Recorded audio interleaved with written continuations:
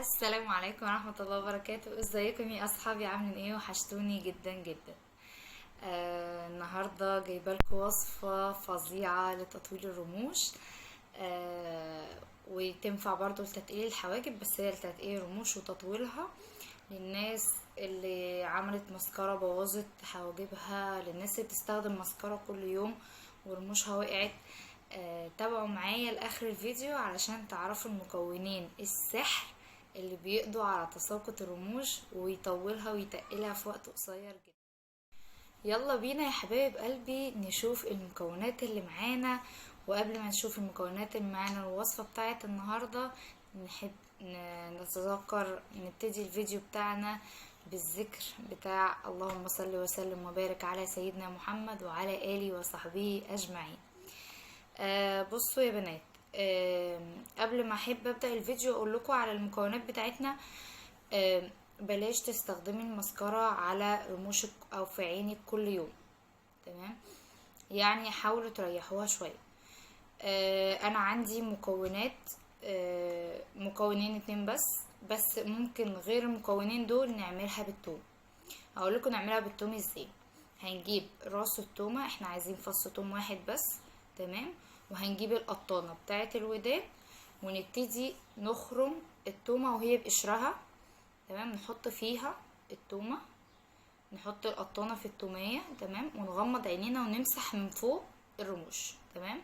من فوق واحنا مغمضين، ونروح ممشيين القطانه اللي هي فيها توم على رموشنا، تمام؟ بعد كده بنسيبها وننام بيها. احنا طبعا بنعمل الموضوع ده قبل النوم، ماشي؟ بننام بيه ونسيبه وننام بيه عادي، تمام؟ دي وصفة. الوصفة ديت حلوة جدا. ونسيب القطانة جوه التومة تتشرب الزيت بتاعها، لان طبعا كلنا عارفين ان التوم عنده يعني في مادة فيه بتفرز، بيفرز مادة حلوة جدا للشعراية، وطبعا لشعر الراس برضو. لو حابين ان انتوا تعملوا في شعركم بتقطعوا نص التومة وتعملوا فيه بيه الفراغات اللي بتبقى قدام، تمام؟ بتدعكوا بيها الفراغات وبتطلع وبتنبت على طول، تمام؟ دي وصفة. واللي حابة تعملها زي ما قلت لكم تسيب القطانة جوه التومية وهي مش متفصصة وهي بقشرها عشان ما تنشفش، ونسيبها فيها، وبعد كده تشيلها وكل يوم بالليل تعملها. الفص دوت هينفع يقعد معانا لمدة يومين او 3، تمام؟ يلا بقى بينا نشوف المكونات بتاعتنا. معانا زيت خروع، استنى اجيب لكم اسمه، زيت خروع اهو، تمام؟ ومعانا معلقة جل صبار. جل الصبار ده بيتباع عند اي حد بتاع تجميل، اي محلات بتاعه تجميل. هتقولوا له عايزه جل صبار، تمام؟ هو بيبقى شفاف كده، بيبقى زي كده بالظبط، مبقاش ليه اي لون، تمام؟ وانا عشان بس المسكرة اللي عندي مش ما عنديش مسكرة فاضية يعني، بس احنا ممكن نعمله في مسكرة فاضية، نحطها في مسكرة فاضية ونستخدمها. جل الصبار ده يا بنات لما بينشف على الرموش بيوقف الشعرية، يعني ده بينشف على الرموش بسرعة، مش يعني على عكس زيت الخرا احنا هنستخدم نقطتين بس، لان هو مش حلو ان هو يدخل جوه العين، تمام؟ بس احنا حاطين عليه جل الصبار علشان جل الصبار اصلا بينشف بسرعة، تمام؟ فلو حطينا ده مع ده هينشف بسرعة، مش هيلحق يدخل جوه العين اصلا، تمام؟ فاحنا هنحط نقطتين بس من زيت الخروع اهو اهو. طبعا كلنا عارفين ان زيت الخروع تقيل اصلا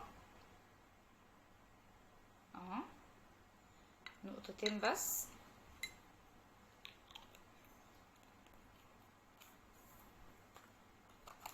تمام؟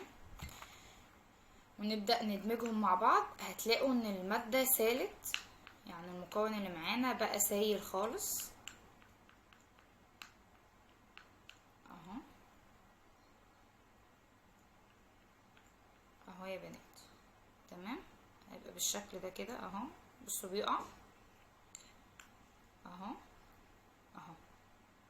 تمام. هنبدأ ناخد المكون ونحطه في اي مسكرة ناشفة او خلصانة من عندنا، نغسلها كويس جدا تحت الحنفية، ونبدأ نحط فيها المكون ونبدأ نمشط بيها رموشنا قبل ما ننام، او ممكن وانت طالعة الصبح عادي تحطي منها اكنك هتبقي عاملة مسكرة بالظبط.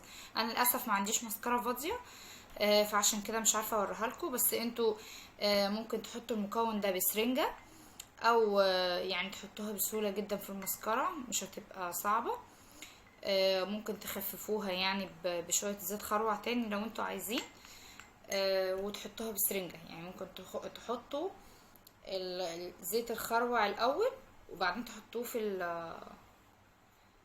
المسكرة، وبعدين تاخدوا جل الصبار بالسرنجة برضو من الازازة بتاعته، وتحطوه برضو في البتاع، وترجوا المسكرة. طبعا المسكرة ما بتترجش كده يا جماعة، لان كل البنات اللي بتمسك المسكرة وتقعد تعمل كده دي مش يعني المسكرة ما بتترجش كده، المسكرة بتتعمل كده. تمام. يعني تمسكي المسكرة نفسها وتبدأي تعمليها كده اهو. تمام. طبعا الجل ده حلو قوي يا بنات، استخدموه.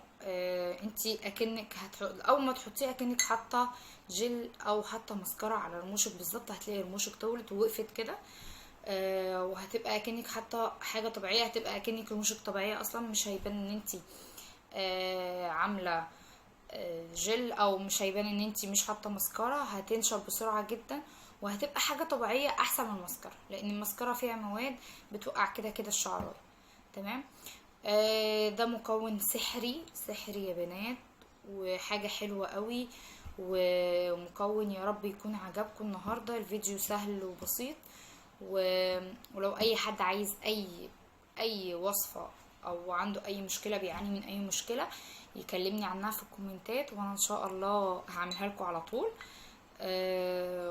ولو عجبتكم الوصفه ما تبخلوش بقى عليا باللايك والشير، وتبداوا تفعلوا زر الجرس علشان ابدا اعمل فيديوهات اكتر. عندي افكار جديده، وان شاء الله ننزل بحلقات ازاي تعملي الميك اب في البيت، الفاونديشن والماسكارا وجل الحواجب، وهنعمل ازاي تعملي مكونات الميك اب في البيت بمواد طبيعية تماما. هتبقى حلوة جدا، واحسن من براندات كتير جدا في السوق، واحسن من اي مكياج في الشارع، لان طبعا احنا عارفين ان المكياج بتاع بره بيبقى فيه مواد كتير. تمام. فيا رب يكون الفيديو عجبكم ونال رضاكم، ولو عجبكم الفيديو ما تنسوش بقى في اللايك والشير. تمام. سلام.